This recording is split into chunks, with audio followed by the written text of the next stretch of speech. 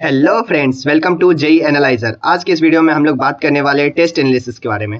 Test को कैसे हमें एनालाइज करना है, टेस्ट देने के बाद किन किन बातों का हमें ध्यान रखना है जिससे आने वाले नेक्स्ट टेस्ट में सेम गलती हम ना करें। पॉइंट नंबर 1, एनालाइज करना है मिस्टेक्स को, क्यों वो गलती हुआ। पॉइंट नंबर 2, हमें एक सेपरेट नोटबुक बनाने हैं जिसको मिस्टेक्स कॉपी बोलते हैं या एनालिसिस नोटबुक बोलते हैं।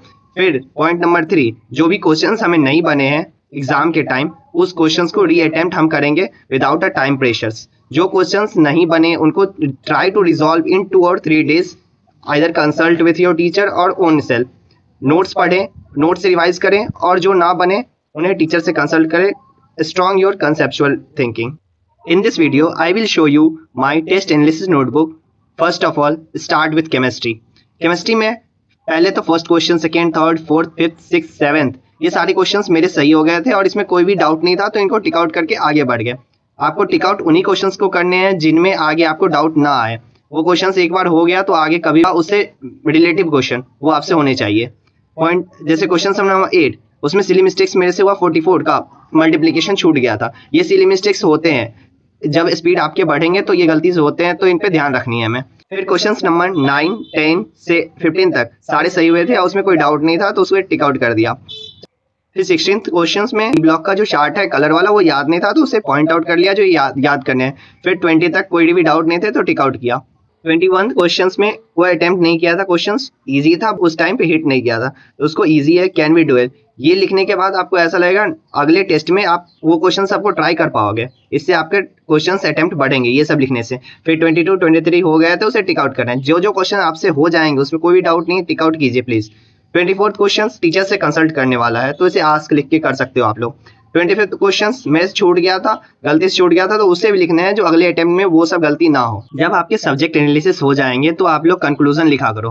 कंक्लूजन में जैसे क्यों वो चीज गलती हुआ, क्या क्या आप सीखे हो स्टेज से और आगे क्या इंप्लीमेंट करने हैं, और कितने स्कोर आए, कितने नॉन अटेम्प्ट आए, कितने एरर आए, सब कुछ आप इसके एनालिसिस की बात करते हैं। तो फर्स्ट सेकंड क्वेश्चन हो गया। सेकंड क्वेश्चन जो इंपॉर्टेंट था, जिसमें टाइम पीरियड इन्वर्टर पूछा गया था, कर सकते हैं जो बैक ऑफ द माइंड में वो रहे, कुछ भी वो भूल ना जाए हम लोग।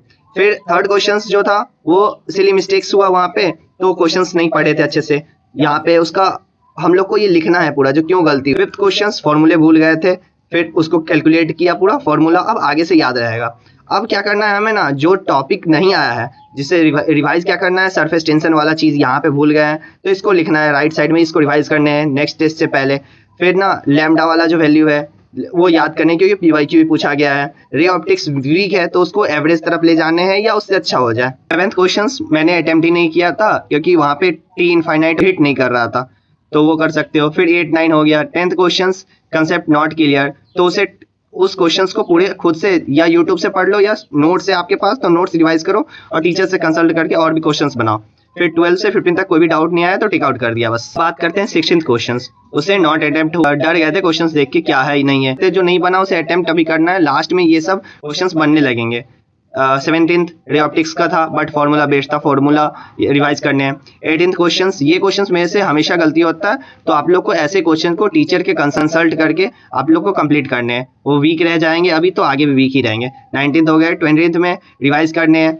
21 बोनस है, कुछ भी नहीं कर सकते। 22 कंप्लीट है। 24, 25 और मैंने आप लोग को बोला था 2 से 3 दिन के अंदर जो भी डाउट होंगे उससे क्लेरिफाई करना है, तो मेरे जो जो क्वेश्चंस डाउट आ रहे थे उनको फिर से अटेम्प्ट किया, क्या गलती हुआ नहीं हुआ सब कुछ मेंटेन करते गया यहाँ पे, और जो क्वेश्चंस मेरे से अटेम्प्ट करने के बाद भी नहीं हुआ फिर टीचर से कंसल्ट करके उसे कंप्लीट किया। बात करते हैं जैसे वीक टॉपिक है मेरे कैविटी प्रॉब्लम, और उससे हर साल क्वेश्चंस आते हैं, तो उस टॉपिक को आप लोग नोट से रिवाइज करके फिर क्वेश्चंस लगा सकते हो या यूट्यूब से कोई टीचर्स को प्रीफर कर लो जो आप लोग को सही लगे। जैसे ये क्वेश्चंस है, इसमें आप लोग को ये तो याद रखने ही, ये डायरेक्ट फॉर्मूले याद रखने हैं, लेकिन डेरिवेशंस भी आप लोग को दिमाग में रखना है, एडवांस फॉर्मूले नहीं पूछता, ये याद रखना भाई। चलिए अब मूव करते हैं अपने सेकंड पेपर के एनालिसिस में। मैंने बोला था 2 पेपर का एनालिसिस आप लोग को दिखाऊंगा, एक का हो गया, सेकंड का देखते हैं। इसमें फिजिक्स से स्टार्ट किया है मैंने, फर्स्ट से 6 तक कोई भी डाउट नहीं आया। 7th में ये चीज भूल गया था तो फिर इसे नोट डाउन कर लिया। फिर 8 से 13 तक नॉट एन इशू। फिर 14th क्वेश्चंस में जो डाउट है बॉन्ड एनर्जी शॉर्ट फॉर्म में यूज कीजिए, लिखने का टाइम बचेगा, तो फिर उसे नोट डाउन किया। फिर 15th क्वेश्चन में इंटीग्रेशन वाला चीज हिट नहीं किया था उस टाइम, तो उसको भी नोट डाउन किया। 16 17 हो गया। 18th में सिली मिस्टेक हुआ। क्या हुआ, तो read questions carefully, work done by gas या एक्सटर्नल इफेक्ट है, उसको आप लोग को देखना है, क्वेश्चंस को केयरफुली रीड करना है। फिर इसका एनालिसिस खत्म करते हैं। 19th क्वेश्चंस में ये फॉर्मूले यूज हो रहे थे, बट सिली मिस्टेक्स यहाँ भी हो सकते हैं और मेरे से हुए भी थे, तो उसको मैंने नोट डाउन किया था क्या दिक्कत है, फोकल लेंथ कब चेंज होता है, कब नहीं होता है। 21 क्वेश्चंस में इजी था सरफेस टेंशन का, बट कंसेप्ट नहीं पढ़े थे वो, तो फिर उसे पढ़ लिया तो आगे टेस्ट में काम आ जाए। 22 हो गया, क्वेश्चंस इजी थे बट फॉर्मूला डायरेक्ट हम यूज कर रहे थे, वो नहीं यूज करना है, थोड़ा सा कंसेप्ट पे ध्यान देना है, क्या वेरिएबल वाला चीज। 23 हो गया। 24 में ये फॉर्मूले याद नहीं थे, तो आप लोग को फॉर्मूले लिखने हैं ऐसे ही बॉक्स बना के। पेन या हाइलाइटर का मैंने यूज किया है, जिससे आने वाले टेस्ट से पहले उसको रिवाइज करके जाए, जो सेम गलती ना हो। फिर अटेम्प्ट कितने हुए ये 21 से 25 में, और नॉन अटेम्प्ट कितने हुए उसको आप लोग को जॉट डाउन करने हैं। अगेन जब आप लोग को फिजिक्स का एनालिसिस हो गया, तो आपको एक फिर बॉक्स बनाने हैं, क्या आप सीखे हो, क्या चीज पे काम करने हैं और क्या गलत। हम लोग चलते हैं केमिस्ट्री के एनालिसिस की तरफ। फर्स्ट सेकंड क्वेश्चन में डाउट नहीं आया, थर्ड क्वेश्चन में अच्छे से याद नहीं था, ये एनसीईआरटी का लाइन है जो कि याद नहीं था, तो इसे लिख लिया, और ये सब चीज शॉर्ट नोट्स में भी आपकी होनी चाहिए। इसी चैनल पे मैं आप लोगों को केमिस्ट्री पढ़ाऊंगा विद शॉर्ट नोट्स भी आप लोग को यहीं पे दिया जाएगा। फिर क्वेश्चन नंबर 4 सिली मिस्टेक हुए थे, ये टूक छूट गया था, ये सब गलती होते हैं। स्पीड्स जब भी आपके बढ़ेंगे ये गलती होंगे, तो आपको एक्यूरेसी एंड स्पीड दोनों मेंटेन करना है। 5th क्वेश्चन अटेम्प्ट नहीं हुआ है, कैलकुलेशंस कैन बी डूएबल, जो 5th क्वेश्चन का कैलकुलेशन है ये पॉसिबल है, जो कर सकते थे बट हो नहीं पाया उस टाइम पे। क्वेश्चन जो है वो एनसीईआरटी के अंदर जो भी आप सीखोगे उसे शॉर्ट नोट्स में लिख लो, या ऐसे एनालिसिस नोटबुक में लिख लो, जो बेस्ट लगे, शॉर्ट नोट वाला ज़्यादा बेहतर रहता है। 7th हो गया। 8 हो गया। 9th में क्वेश्चंस में सिली मिस्टेक्स हुआ था और वाइटल वाला चीज़ कंफ्यूजन आ गया था। 10th हो गया, लेकिन ये सॉल्वोलाइसिस वाला डायरेक्टली प्रोपोर्शनल टू SN1 है, जो चीज़ आपको आगे भूल भी सकते हो उसको भी नोट डाउन करने हैं। 11 हो गया। 12 फॉरगॉट, रिवाइज केमिकल काइनेटिक्स करने हैं अब।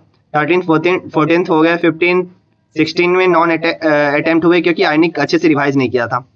17 हो गया। 18th में ये वाला चीज होता है ना, P0A minus PA upon P0A is equal to XB, ये चीज बहुत कंफ्यूजन वाला चीज है, कहाँ पे नीचे P0 आएगा, कहाँ पे PA आएगा, इस पे एडवांस भी पूछ चुका है।